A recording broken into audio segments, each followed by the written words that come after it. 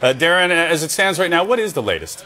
Well, the latest is it's an ongoing negotiation in the sense that the legal teams involved with True North and Atlanta Spirit, which is the parent company of the Atlanta Thrashers, and the National Hockey League are still combing over what should be the framework of an agreement. But until all parties sign off on it, then there is no official agreement in place.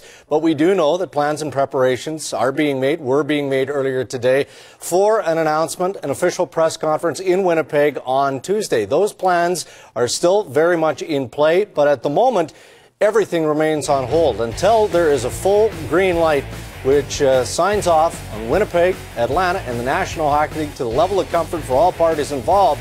Then there isn't going to be an announcement. And you have to keep in mind, this is a very complicated sale based on a couple of things. Obviously, the National Hockey League returning to Winnipeg as a relocation team from the Atlanta Thrashers.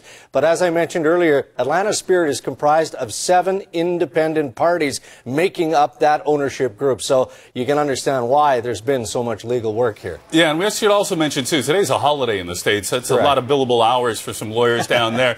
So what are we looking at? Tomorrow, potentially? Well, that's what they've been planning for, is a Tuesday announcement. But keep in mind, they don't want to overshadow the Stanley Cup playoffs either, and the National Hockey League, I'm sure, wouldn't allow that. So if they can't get a deal done in the coming hours, and it is an hour-by-hour watch, then they will postpone any announcement, push it up to Thursday, the next available off day. They'll do everything within their power to stay away from game days of the Stanley Cup final. So if it doesn't happen on Tuesday, then the most likely target, at least we've identified, will be on Thursday. All right. Well, thanks very much for this. Darren standing by. He'll keep us abreast of the latest as we find out just exactly when Winnipeg gets its NHL franchise. Thanks again, Darren. Thank you.